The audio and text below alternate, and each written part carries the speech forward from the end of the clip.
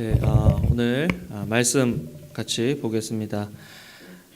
하나님의 영광, 우리가 하나님의 영광이 뭘까라고 생각을 많이 해볼 때가 많죠. 하나님의 영광은 구별된 영광입니다. 다른 세상의 어떤 영광과는 다른 그런 영광인데, 영광이라는 단어의 뜻을 보니까 빛나고 아름답다. 빛나고 아름답다. 뭔가가 빛난다라는 것은 어둠과 구별된다는 거고, 아름답다라는 것들은 일상의 것과 평범한 것과 구별될 때 우리가 아름답다라고 얘기하는데, 하나님의 영광은 이렇듯 눈에 보이는 것, 또 눈에 띄는 것, 구별되는 것입니다. 그렇기 때문에 하나님의 영광은 거룩함과 거룩함과 관련이 많아요. 하나님은 거룩하시다라고 했을 때, 그 거룩에 대한 개념을 가질 때 하나님은 영광스러우시다라고 생각하면 많은 것들이 이해가 되는 그런 연관성을 가지고 있는 것이 하나님의 영광, 또 하나님의 거룩입니다. 하나님께서 성경에서 계속해서 말씀하시는 것이 나와 같은 자 누구냐라는 말씀을 계속해서 많이 하셨어요. 우리 다 같이 고린도후서 3장 18절 말씀 읽어보겠습니다. 시작. 우리가 다 수건을 벗은 얼굴로 거울을 보는 것 같이 주의 영광을 보매 그와 같은 형상으로 변하여 영광에서 영광에 이르니 곧 주의 영으로 말미암음이라. 하나님의 영광을 봤는데, 하나님의 영광은 어떤 영광이냐? 구별되는 영광이라는 거죠. 시편 89편 6절 말씀 읽겠습니다. 시작. 무릇 구름 위에서 능히 여호와와 비교할 자 누구며 신들 중에서 여호와와 같은 자 누구리이까? 구름 위에서 능히 여호와와 비교할 자 누구고, 신들 중에서 여호와와 같은 자 누구냐? 하나님은 그냥 세상에서 각 민족들이 믿는 그 신 중에 하나가 아니라, 하나님께서는 그 신들 중에 신이고 또 왕 중에 왕이시다라는 말씀을 우리 말씀을 통해서 하고 계신 거죠. 하나님이 그렇게 구별되신 분이다라고 믿는 것, 그것이 하나님께 영광을 올려드리는 거죠. 하나님이나 다른 신이나 똑같아. 교회 다니나 절에 다니나 무슬림이나 다른 종교나 무엇이든지 제대로 믿게만 하면 구원받을 수 있어 라고 이야기하는 것 자체가 하나님의 영광을, 하나님의 거룩하심을 부정하는 일이다. 하나님은 천지 만물을 지으신 분이시죠. 그 하나님은 영광스러운 분이신데, 하나님은 그분만 영광스럽다고 얘기하시는 것이 아니라 그분을 믿고 따르고 그분에게 선택된 저와 여러분들에게 동일하게 거룩하라라고 말씀하십니다. 데살로니가전서 4장 7절 같이 한번 읽어보겠습니다. 시작.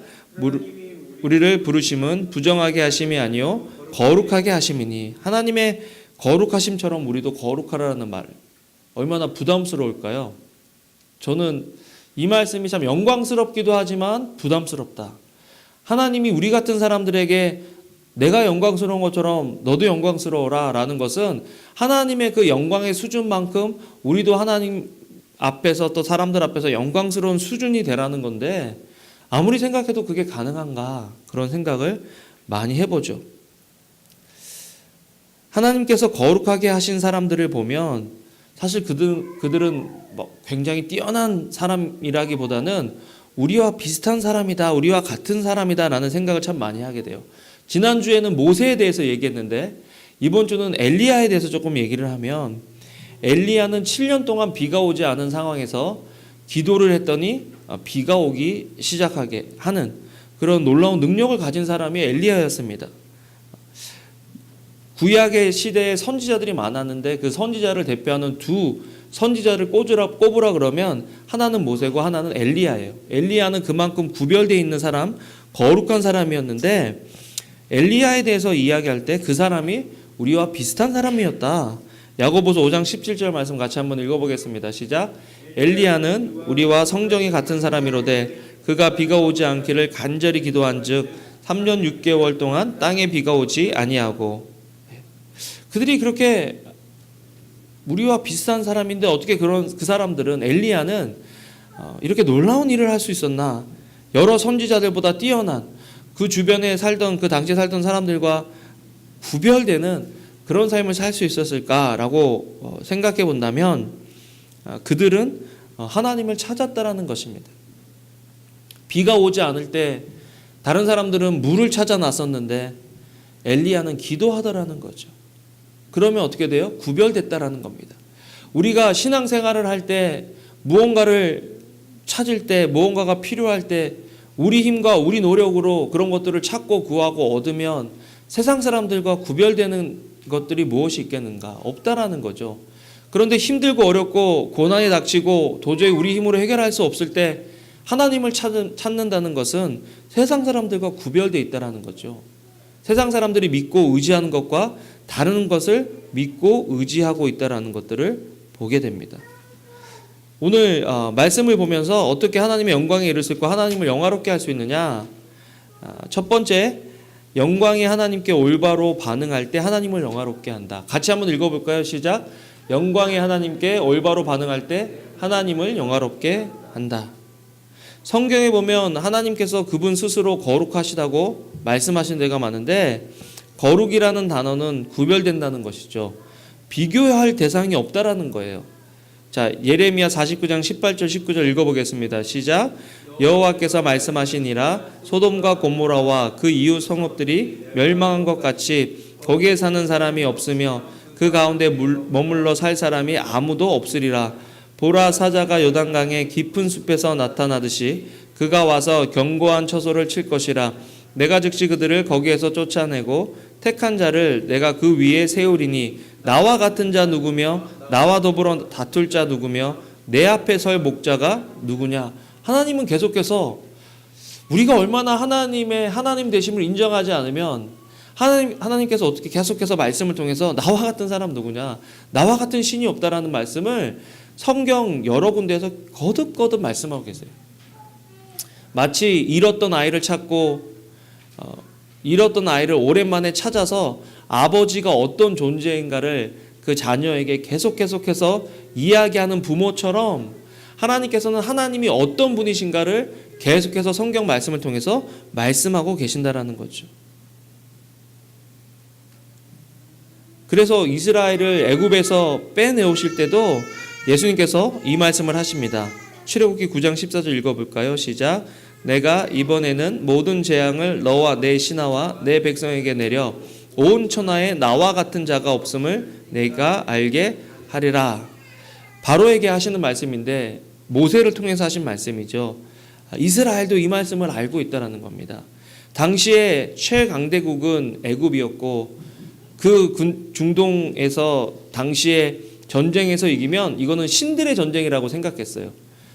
그렇기 때문에 애굽이 당시에 가장 강대한 국가였기 때문에 애굽의 신이 가장 강대한 신이다, 강력한 신이다라는 생각을 그 주변에 있는 사람들과 거기에 사는 모든 사람들이 하고 있었다는 거죠. 그런데 들어보지도 못한 여호와라는 신이 나타나서 너희 민족에서 애굽에서 이스라엘을 빼내오겠다라고 말씀하실 때 말도 안 되는 얘기를 하는 거죠.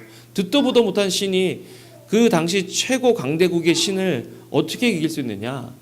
10가지 재앙을 보면 그 10가지 재앙은 하나님께서 애굽의 당시 신들을 치시는 그런 재앙이었다는 것입니다. 개구리, 이, 파리, 또 나일강, 또 태양, 또 이 모든 것들이 당시에 애굽 사람들이 신봉하고 믿었던 신들과 관련되어 있었는데 하나님께서 그거를 차례대로 부수시는 거죠. 여러분, 우리가 살아가면서 내가 믿는 하나님이 가장 강하신 분이고 전능하신 분이다라는 믿음이 우리 속에 있습니까? 한번 우리 스스로 그런 것들을 질문해 봐야 될 것 같아요. 하나님이 정말 내 하나님이냐? 그 하나님이 그렇게 강력하신 하나님이냐? 어저께 어떤 부부가 이제 결혼할 사람이 와서 신앙도 좀 있고 그랬어요. 그런데 이제 결혼할 때 비용이 많이 드니까 그걸로 이제 조금 갈등이 있는데 서로 이제 마음이 불편한 거예요. 어떻게 해결할 거냐? 막 인간적인 방법들을 저도 얘기하고 막 하다 갑자기 생각이 나는 거예요. 얘들 예수님 믿는 애들인데 하나님이 아버지라고 하시는데 아니 이러면은 아버지 앞에 나가서 기도하면 될 거를 왜 기도 안 하고 왜 둘이 그렇게 갈등하느냐. 그래서 제가 그랬어요. 기도를 왜 안 하냐.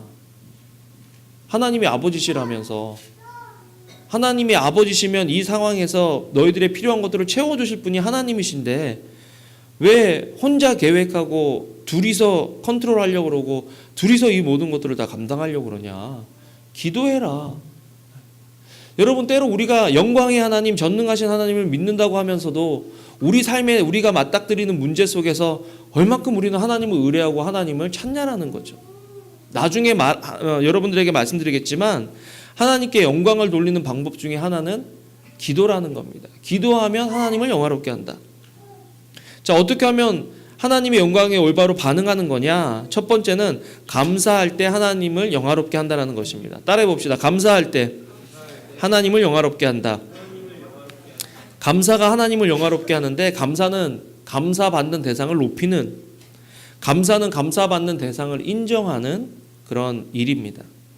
그래서 감사는 하나님을 영화롭게 하죠. 시편 50편 23절 같이 읽어볼까요? 시작. 감사로 제사를 드리는 자가 나를 영화롭게 하나니 그의 행위를 옳게 여긴 자에게 내가 하나님의 구원을 보이리라. 어려울 때나 기쁠 때나 슬플 때나 항상 감사하기가 쉽지 않아요. 어려울 때 감사하기도 쉽지 않지만 뭐가 이 일이 잘 될 때 감사한다는 것 참 쉽지 않은 것 같아요. 그래서 감사는 배워야 하고 감사는 습관으로 익혀야 되는 게 감사예요. 옆에 분 보시면서 감사합니다 이렇게 얘기해 볼까요? 네. 뭐가요? 이렇게 물어보면 할 말이 없죠, 그죠? 뭐가 감사하냐? 네. 옆에 앉아주셔서 감사하고, 오늘 이렇게 같이 있어줘서 감사하고, 함께 예배해서 감사하다라고 얘기할 수 있어야 하는 거죠. 어떻게 우리가 하나님께 감사하고 또 언제 우리가 감사하느냐? 세상과 구별되는 것 중에 하나가 아까 여러분들에게 감사라고 했는데, 사실 지난주에 샬롬 장애인 선교회라는 그 선교회에 가서 말씀을 전했어요. 샬롬 장애인 선교회는 지체부자여들, 또 정신과 약간 이렇게 다운 신드롬 있는 분들 와서 함께 예배를 드리는 그런 선교 단체인데, 1년에 한 번씩 저희가 거기 가서 제가 설교하고 그다음에 우리 교회 이름으로 밥을 맛있게 캐터링을 해서 대접하는 그런 일들을 해요. 그런데 그 선교 단체를 담당하고 있는 박모세 목사님, 또 박성칠 사모님 계신데, 사모님이 28년 전에 사고를 당하셨어요.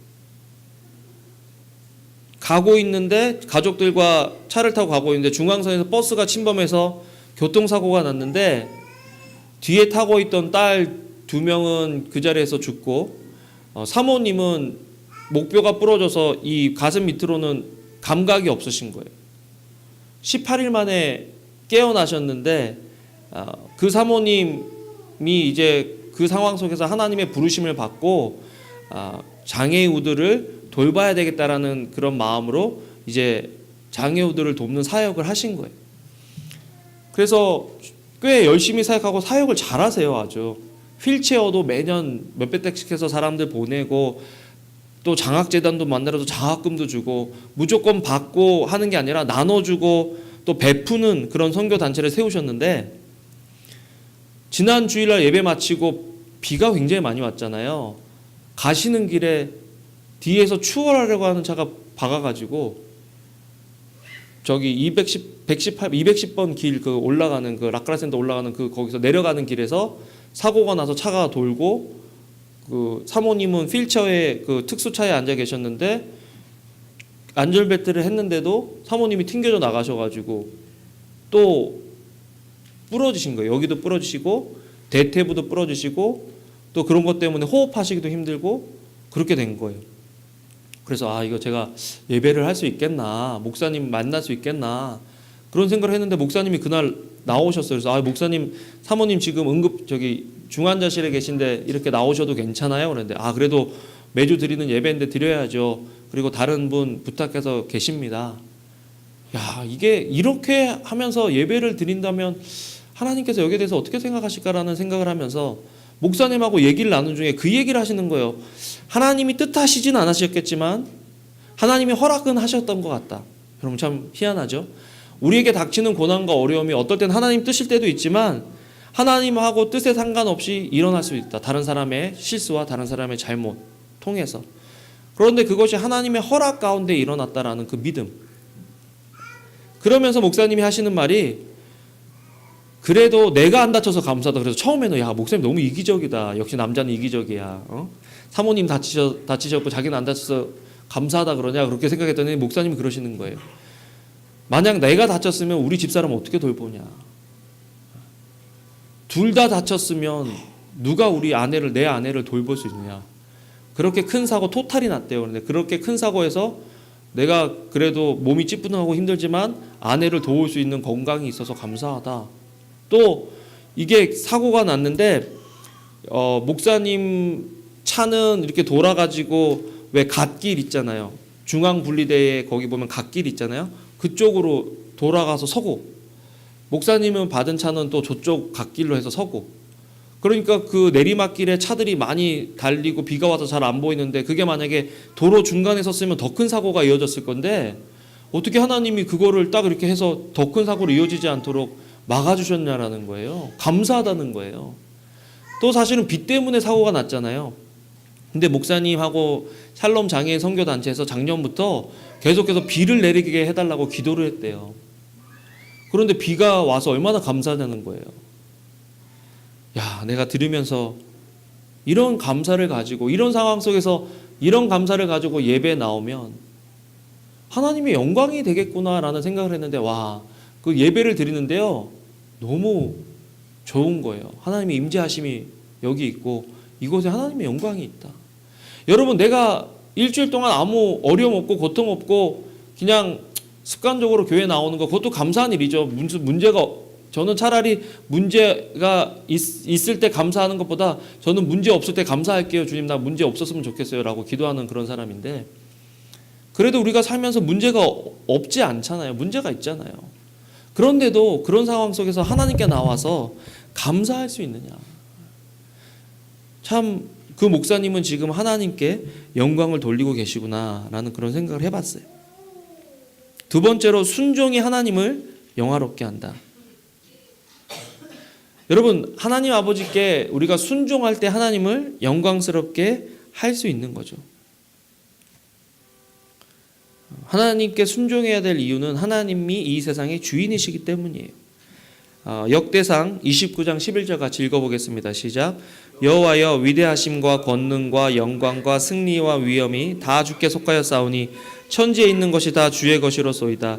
여호와여 주권도 주께 속하였사오니 높으사 만물의 머리심이니이다. 하나님께 순종해야 될 이유는 하나님이 우리 인생의 주인이시기 때문입니다. 자, 따라해 볼까요? 하나님이 우리 인생의 주인이시다. 내가 주인이 아니에요. 하나님이 주인이에요. 내가 가지고 있는 것, 내가 노력해서 버는 것 같지만 하나님께서 허락하시지 않고 하나님께서 그런 능력을 주시지 않았다면 그런 것들을 가질 수가 없는 거예요. 그렇기 때문에 내가 가진 것, 나에게 속한 모든 것, 또 내가 속하지 않았지만 이 세상에 있는 모든 것이 하나님의 것이라는 것을 인정해야 그 다음에 순종할 수가 있다라는 것입니다. 왜 그러면 이 모든 것이 하나님 것이냐? 하나님이 창조하셨기 때문에 그래요. 요한복음 1장 1절에서 3절 같이 읽어볼까요? 시작. 태초에 말씀이 계시니라. 이 말씀이 하나님과 함께 계셨으니 이 말씀은 곧 하나님이시니라. 그가 태초에 하나님과 함께 계셨고 만물이 그로 말미암아 지은 바 되었으니 지은 것이 하나도 그가 없이는 된 것이 없느니라. 지은 것이 하나도 그가 없이는 된 것이 없다. 하나님의 말씀으로 이 세상 모든 것들이 만들어졌기 때문에 저와 여러분들을 포함해서 이 세상에 있는 모든 것은 하나님의 것이다. 그렇기 때문에 우리는 하나님께 순종해야 됩니다. 요한복음 17장 4절에 같이 읽어볼까요? 시작. 아버지께서 내게 하라고 주신 일을 내가 이루어 아버지를 이 세상에서 영화롭게 하였다. 우리가 하나님께 어떻게 영광을 돌릴 수 있느냐? 하나님께 순종할 때 하나님께 영광을 돌릴 수 있습니다. 여러분 2017년도 살아가면서 나는 우리 교회가 우리 교인들이 저와 우리 교인들이 하나님의 말씀에 순종하는 그런 교회 우리 교인들 되면 좋겠어요. 그렇게 하려면 하나님의 말씀이 우리 속에 있어야 돼요. 그냥 내가 생각할 때 이렇게 하면 착하게 사는 거야. 이 정도면 괜찮아. 에서 머무는 것이 아니라 하나님께서 우리에게 주신 말씀 그 말씀을 따라 살아가면서 하나님께 영광 돌리는 삶 살아가면 좋겠다. 그렇게 하려면 성경 말씀을 많이 읽어야 되죠. 또 설교 말씀도 많이 들어야 하죠. 성경 공부도 해야 되죠. 또 나에게 영적인 멘토가 있어서 나에게 주어지는 말씀에 내가 한번 귀 기울여 봐야죠. 그럴 때 하나님께 영광 돌리는 삶을 살아갈 수 있다. 세 번째, 하나님을 영화롭게 하는 방법은 기도할 때 하나님을 영화롭게 한다. 시편 50편 15절 같이 읽어보겠습니다. 시작. 환난 날에 나를 부르라. 내가 너를 건지리니 내가 나를 영화롭게 하리로다. 기도가 하나님을 영화롭게 합니다. 그 사모님 얘기 조금 더 하면, 사모님이 30년 전에 교통사고가 나셨는데 목뼈가 으스러진 거예요. 그래서 이거는 수술하기가 굉장히 힘들고 심을 박아서 목을 이렇게 고정시켜 놔야 되는, 그러면 목을 돌리기가 없고 그냥 이렇게 계속 서 계셔야 되는 그런 상황인데, 수술 받으셔야 하는 그 어떤 날 바로 전에 여러분 계속 이렇게 누워 있으면 욕창이 생겨요. 욕창.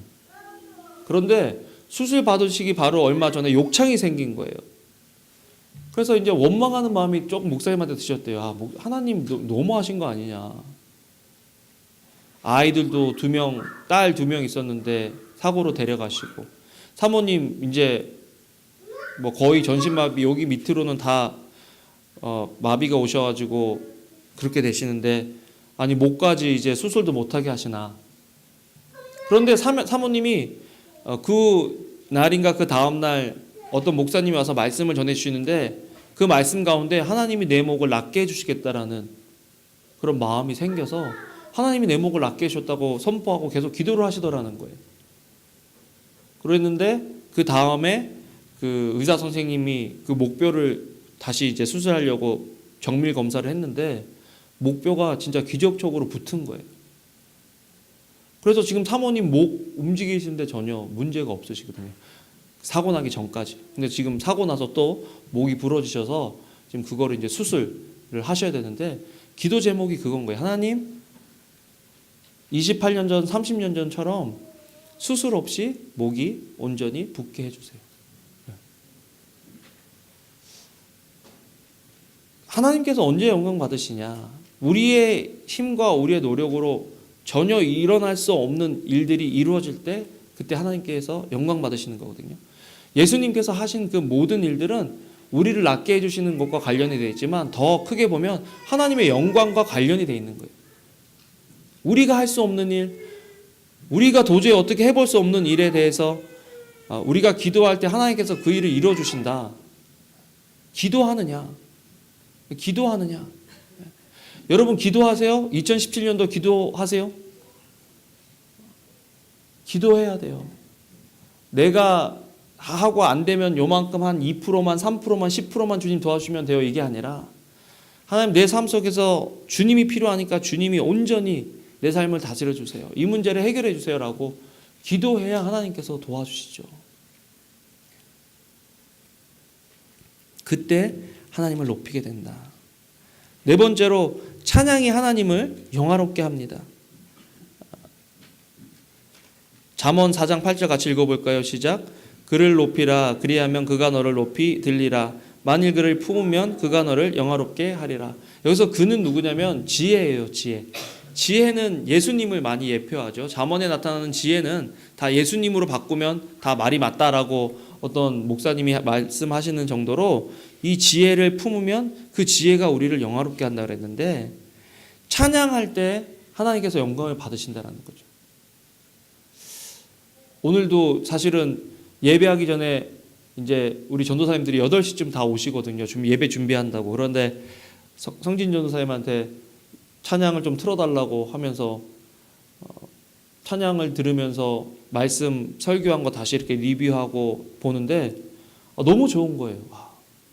하나님의 영광에 관련된 찬양들이 쭈르륵 나오는데 너무 좋은 거예요. 그렇지, 나에 관한 것이 아니라 예배는 하나님에 관한 것이다. 내가 은혜 받기 위해서 예배 자리에 나오는 것이 아니라 우리가 하나님께 영광 돌리기 위해서 교회 나오는 거예요. 내가 은혜 받으려고 교회 나오면요, 교회에 시험 들 일이 많아요. 말씀엔 은혜 받아도 나가면 어떤 사람 때문에 은혜가 다 뺏길 수도 있고요, 말씀의 은혜가 안 될 수도 있고요. 그래서 거기에만 초점을 맞추면 신앙생활 하기가 힘들어요. 그런데 하나님의 영광에 초점을 맞추고 하나님께 영광을 돌리기 위해서 교회에 나오고 신앙생활 하면요, 은혜는 따라오는 거예요. 그렇게 해야죠. 은혜 자체만 바라보면 은혜가 계속 멀어질 때가 많아요. 그렇기 때문에 우리가 추구해야 될 것은 하나님의 영광이다. 하나님의 거룩하심이다. 그래야 은혜가 복이 따라오게 된다라는 거죠.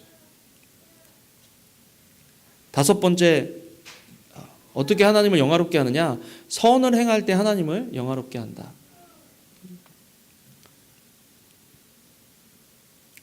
선이라는 것은 나 아닌 다른 사람들을 향해 있는 거죠. 나 중심의 세상에서 다른 사람을 생각한다라는 것, 그것이 구별된 삶이요 거룩한 삶이요 하나님께 영광을 돌리는 삶이 된다. 마태복음 5장 16절 같이 읽어보겠습니다. 시작. 이같이 너희 빛이 사람 앞에 비치게 하여 그들로 너희 착한 행실을 보고 하늘에 계신 너희 아버지께 영광을 돌리게 하라. 하나님께 영광을 돌리는 방법 중에 하나는 선을 행하는 거예요. 선을. 2017년도 여러분 어떤 선을 행하시겠습니까?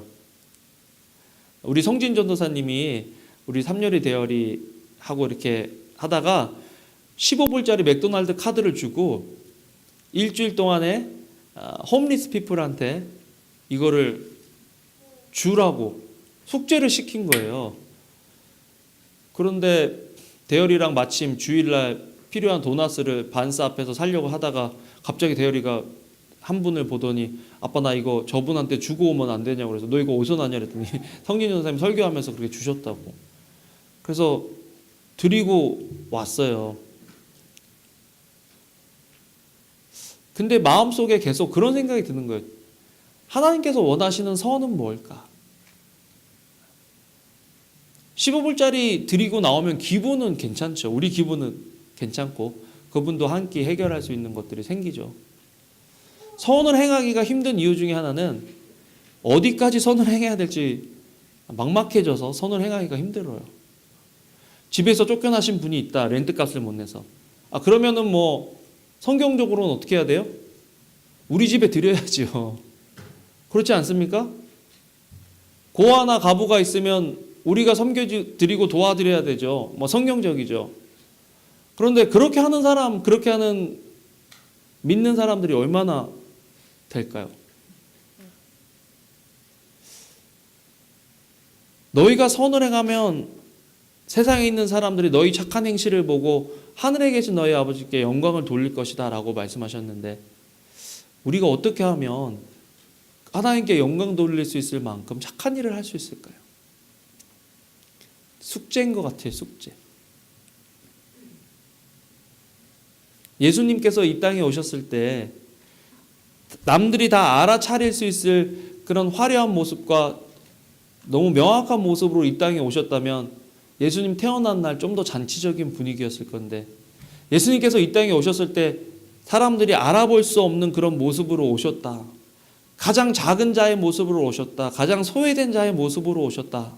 이거 우리에게 주는 메시지가 있거든요. 그렇지 않습니까? 우리가 지나가는 사람들 보면서 저는 LA 나갈 때마다 왜 LA시에서 텐트를 줘가지고 미간을 이렇게 더럽히고 저 사람들 어떻게 하려고 그러냐고 막 그렇게 얘기할 때가 많은데 어떻게 하죠 여러분? 그렇다고 나 혼자 하려니까 사람들이 너무 많은 거예요. 그죠? 어떻게 하죠? 공동체적으로 좀 했으면 좋겠어요. 공동체적으로. 나 혼자 한 사람을 감당이 힘들지만 우리가 한두 사람을 돕는 거는 혼자 사는 것보단 낫잖아요. 일단은 2월 16일 날 주일날 2월 21일 주일날 20일인가 21일 날의 주일인데 그때 한국에서 고아원 사역하시는 분이 고아원 아이들 3명을 데리고 나오실 거예요. 그러면 그 목사님 아이들을 제가 우리 교회 대표로 LA 구경도 시켜주고 또 유니버셜 스튜디오도 데려가고 또 식스플래그도 데려가고 밥 이런 거 다 사인업을 받게 했어요. 그래서 우리 교회는 뭐 저희가 밴을 샀잖아요. 그래서 저희 밴을 아이들이 타고 다니는 그 운송 수단으로 해주고 제가 또 운전해주고 또 아이들 식스플래그 가는 거 또 그거 저희 아이들 표 사서 그러면 바이원 또 하나 사면 또 한 명 공짜로 들어가잖아요. 그렇게 해서 아이들 들어가게 하고 윈윈이죠, 그죠? 저희 아이들은 시즌 패스 있어서 계속해서 식스플래그를 갈 수 있고 걔들은 또 이렇게 같이 가서 가고 또 요세미티도 데려가주고 세노제도 데려다주고 하는 그런 일들을 할 거예요. 여러분 그냥 마음속에 나 아닌 다른 사람이 좀 보였으면 좋겠어요. 여러분 우리 속에 우리 말고 좀 다른 사람들이 보였으면 좋겠어요. 그게 선을 행하는 거거든요. 물론 아내에게 자녀들에게 나이스하고 교회 지체들에게 나이스한 거 좋습니다. 그렇지만 우리 아니라 좀 소외된 사람들, 우리한테 갚을 길이 없는 사람들을 우리가 좀 보고 돌봐주면 좋겠다. 그래서 지난해에 한번 우리 아이들 백투스쿨에서 가방 만들어줬는데 올해도 8월 9월쯤에 아이들 백투스쿨 만들어서 아이들 도와주는 거 좀 이렇게 하면 좋겠어요. 그래서 그냥 벨리 생명교회는 착해 이런 얘기 들었으면 좋겠어요. 왜? 저희로 너희 착한 행실을 보고 하늘에 계신 너희 아버지께 영광을 돌리게 하라고 그러셨기 때문에 벨리 생명교회 다니는 사람들 눈에서 레이저가 나가 이런 거 말고 뭐 훈련이 잘 됐어 이런 거 말고 그 사람들은 착해. 그게 우리의 최고의 칭찬이 아닐까요? 왜? 하나님께 영광을 돌릴 수 있기 때문에. 말씀을 맺겠습니다. 영화로우신 하나님, 그 하나님께 영광을 돌리는 것이 우리의 몫인데 그 하나님이 우리와 함께 계신다라는 거 우리가 알았으면 좋겠어요. 출애굽기 29장 34절 읽어보면 우리를 거룩하게 하시는 것은 우리의 노력이 아니라 하나님의 뜻이라는 걸 알게 됩니다. 출애굽기 29장 34절 읽어보겠습니다. 시작. 내가 거기서 이스라엘 자손을 만나리니 내 영광으로 말미암아 회막이 거룩하게 될지라. 주님의 영광을 아까 내가 그 영광을 보매 영광에서 영광에 이른다. 그런데 그렇게 하려면 봐야 된다라는 거예요. 본다라는 것은 임해야 보죠. 저는 지난주부터 계속해서 하나님께 기도하는 것은 뭐냐면 하나님 예배 가운데 하나님의 영광이 임하도록 도와주세요. 하나님의 영광을 볼 수 있도록 도와주세요. 그러면 영광을 보면 우리가 거룩하게 된다는 거예요. 그런데 언제 하나님과 만날 수 있느냐? 첫 번째 기도하면 만나죠. 신명기 4장 7절 읽겠습니다. 시작. 우리 하나님 여호와께서 우리가 그에게 기도할 때마다 우리에게 가까이 하심과 같이 그 신이 가까이 함을 얻은 큰 나라가 어디 있느냐. 기도할 때마다 우리와 가까이 해주시겠다 하신다 그랬어요. 또 언제 하나님이 우리와 함께 하시냐? 예배할 때 하나님께서 우리 가운데 함께 해주세요. 언제 하나님께서 우리와 함께 하시냐? 찬양 중에 임하세요. 그러니까 예배 안에는 기도와 찬양과 말씀이 다 들어있기 때문에 예배 가운데 하나님의 영광이 임한다. 그러면 그 임하신 하나님께 우리가 해야 될 것은 뭐냐면 올바르게 반응하는 거예요. 감사로, 찬양으로, 기도로, 착한 행실로, 순종으로 그렇게 할 때 하나님께 영광 돌리는 예배자가 될 수 있다는 거죠. 오늘 말씀을 통해서 정말 하나님께 영광 돌리는 하나님을 영화롭게 하는 예배자들 한 분 한 분 되시기를 주님의 이름으로 축원합니다. 아멘. 기도하겠습니다. 하나님 감사합니다. 주님을 영화롭게 하고 주님을 높이고 정말 주님 때문에 힘을 내서 살아가는 우리 벨리 생명교회 성도들 한 사람 한 사람 될 수 있도록 주여 아버지 도와주시고 하나님께 합당한 영광을 돌려드릴 수 있는 우리 교인들 우리들 될 수 있도록 주여 도와주시옵소서. 감사합니다. 예수님 이름으로 기도합니다. 아멘.